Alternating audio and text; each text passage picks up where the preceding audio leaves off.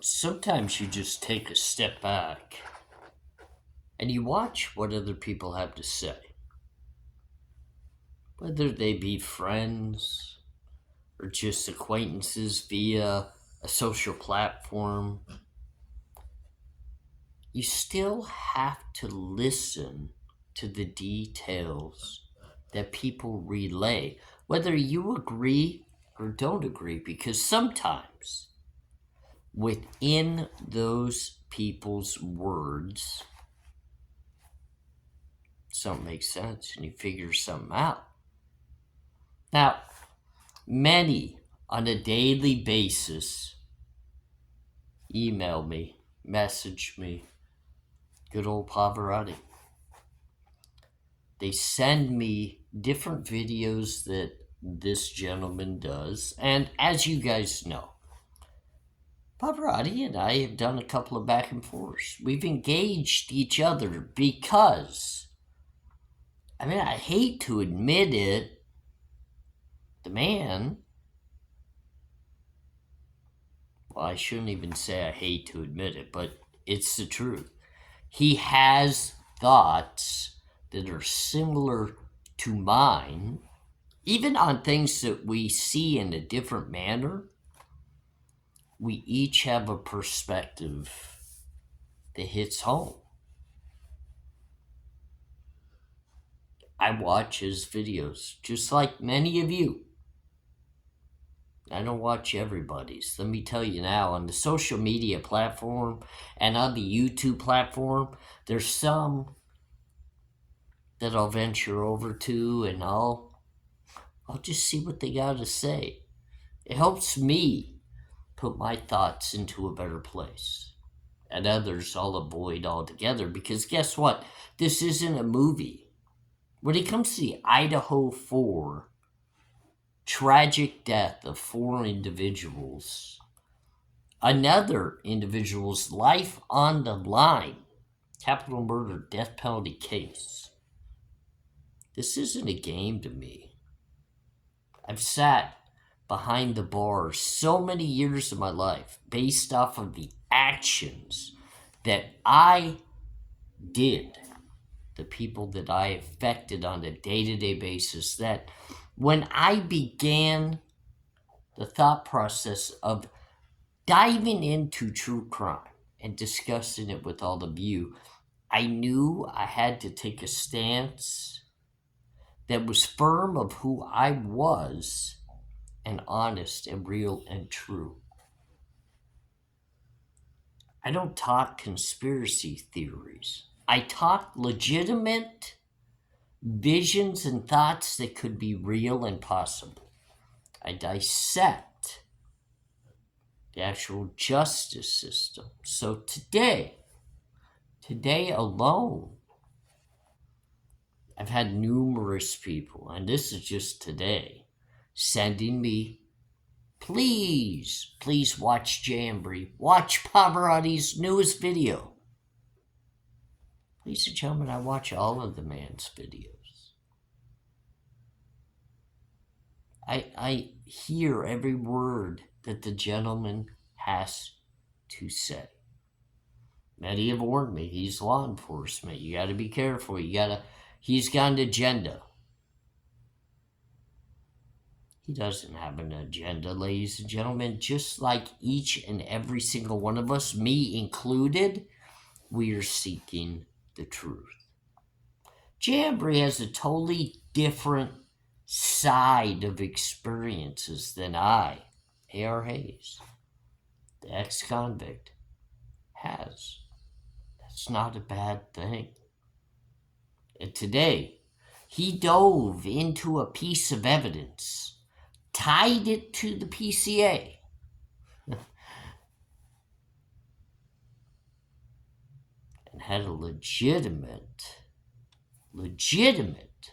observation that people need to pay attention to. I'm ARHayes. This is a convict's thoughts. And guys, I don't steer away from anybody, whether they be an ex-convict, ex-law enforcement, current law enforcement. It doesn't matter. to me. I follow my own way of living life, and I listen to what people have to say. Because in all honesty, I can only learn from others. Nobody can make me any dumber. Nobody can steer me in a path I should not walk unless I choose to do so.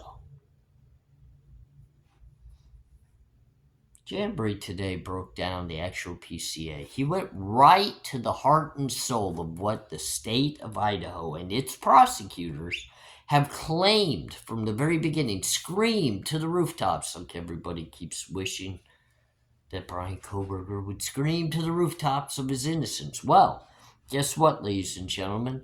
Let me show you, based upon J.Embree, Pavarotti's very words, why Bill Thompson is a clown act. And I've said this from the very beginning, and I've taken a lot of heat upon my observation of Bill Thompson.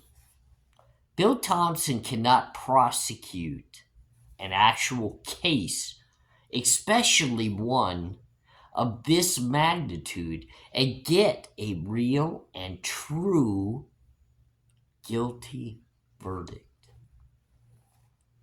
Bill Thompson, like I've said from the very beginning, as a prosecutor, has reached for plea agreements, even with the worst, most heinous of criminals that other states send immediately to the harshest of convictions and sentences.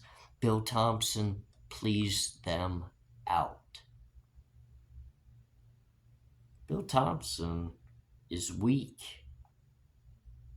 He doesn't have the capability of trying a real and true case. Otherwise, he would have looked for bigger and then better than what he does in Moscow, Idaho, Latah County, his home, where he feels most comfortable, where he is literally patted on the hiney to keep doing great things. Pavarotti made a great point.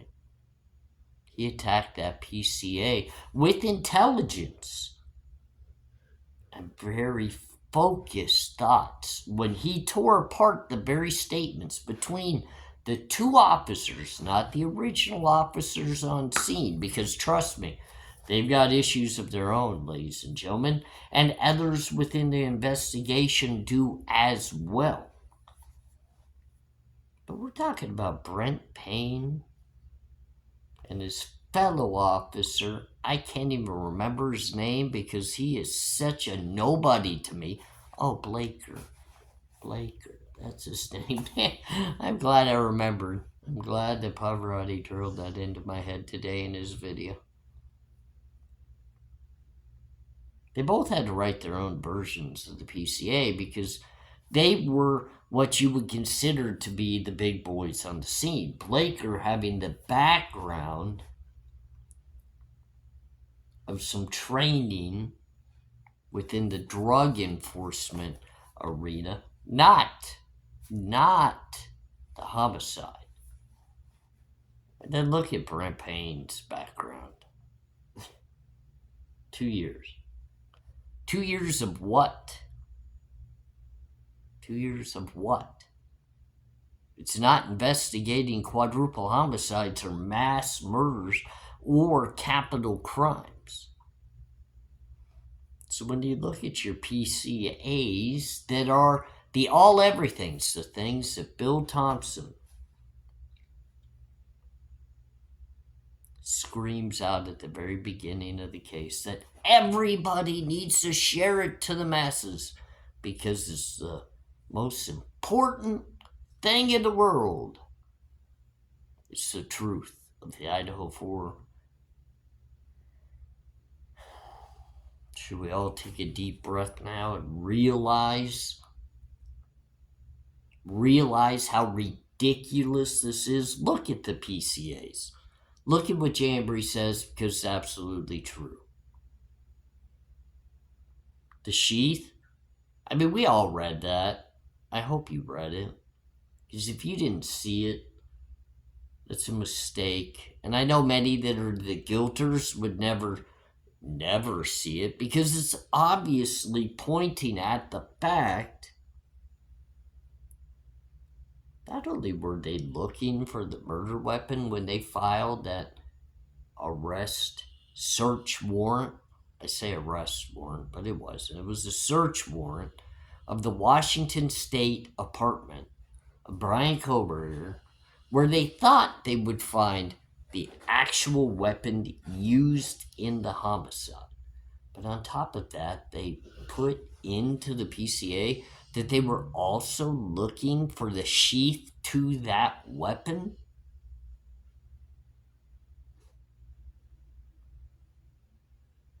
What a mistake. What a rookie mistake. Why would you ever be looking for the sheath to the weapon that you claim was utilized during the quadruple homicide by Brian Kohberger when a sheath was found? Supposedly. Right next to the bodies in the upstairs bedroom. And that's what you got? Your DNA that you utilized to get your arrest warrant.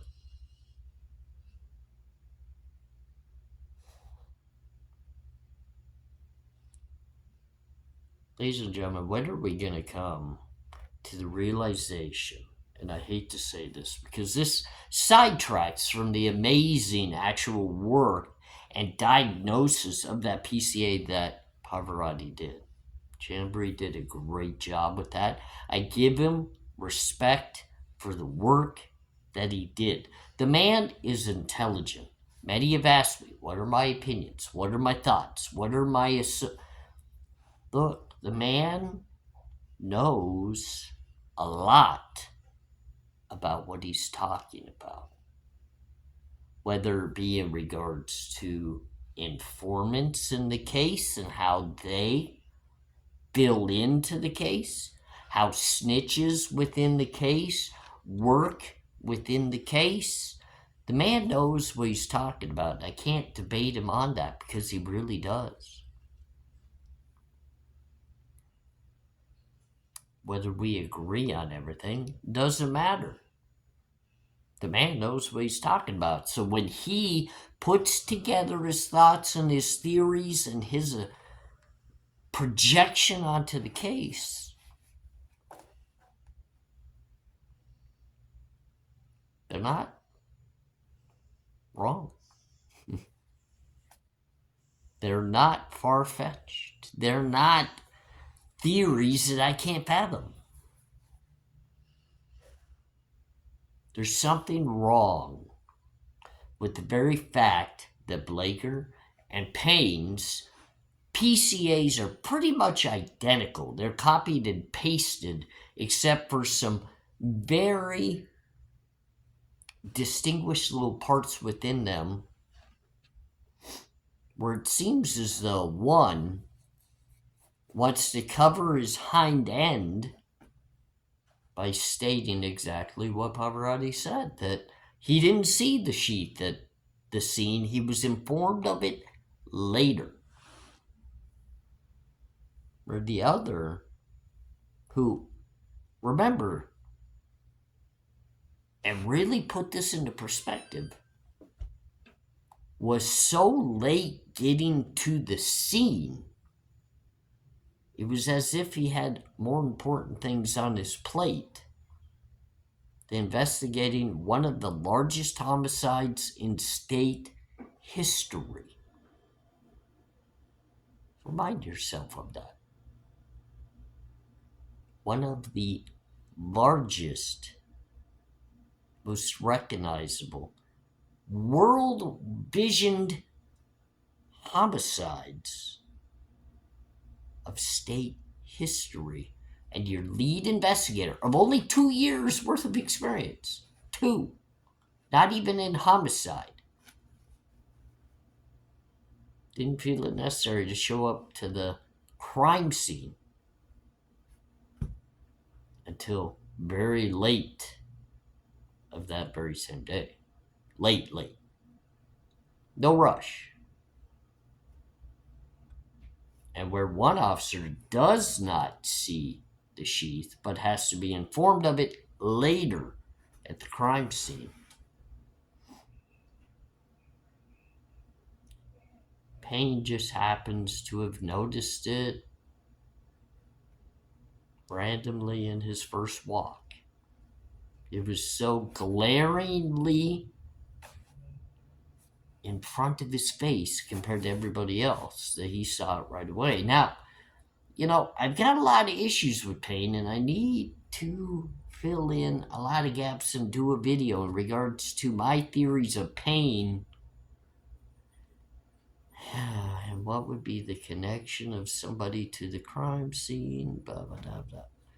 Brent, Kopacka, and Payne just have a few ties that need to be discussed. Not this time, but here soon. There's a little cliffhanger for you. I think many who watched my Kopacka video,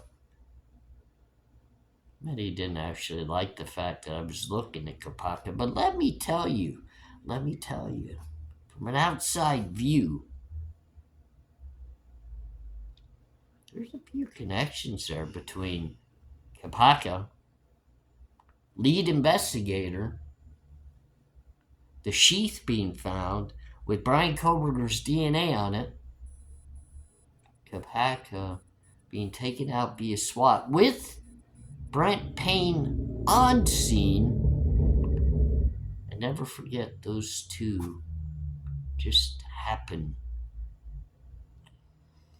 to be in the military together. One of the biggest united, we stand together scenes in the world. But anyway, we can't lose track here because it's important.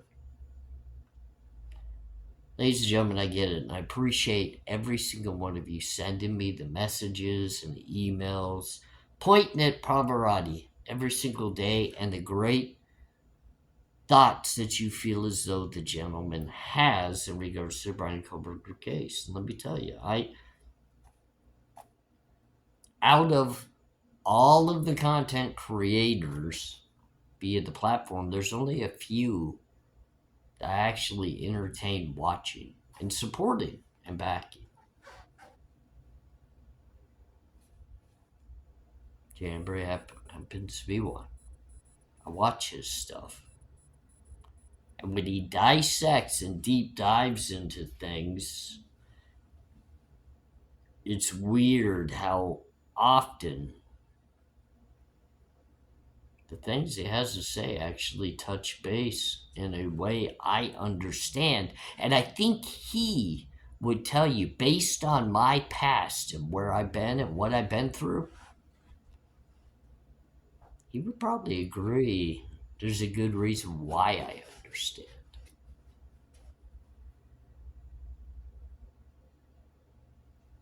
Isn't it odd that when these officers wrote their P.C.A. to get the arrest warrant, they don't go back and double check their very own wording of things? Because if you're really trying to piece everything together,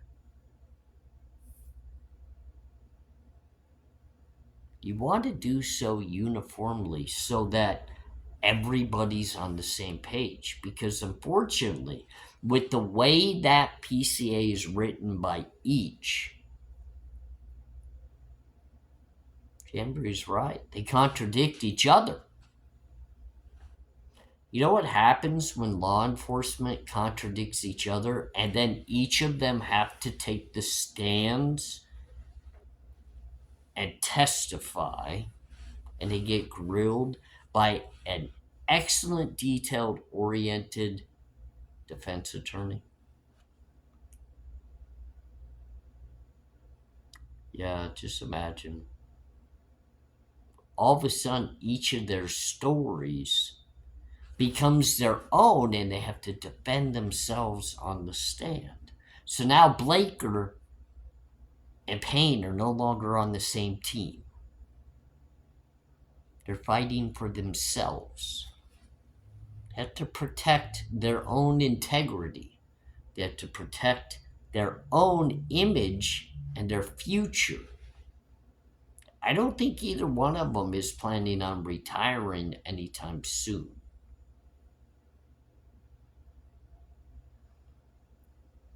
But based off of their written P.C.A, which Pavarotti pretty easily tore apart, imagine what a team of experts and defense attorneys are going to do. One of them may be retired after the trial of Brian Coburn. ARHayes, this is Convict's Thoughts, and I just want to have everybody know I take notice of Jembree. You have a good night. Talk again soon. Bye now.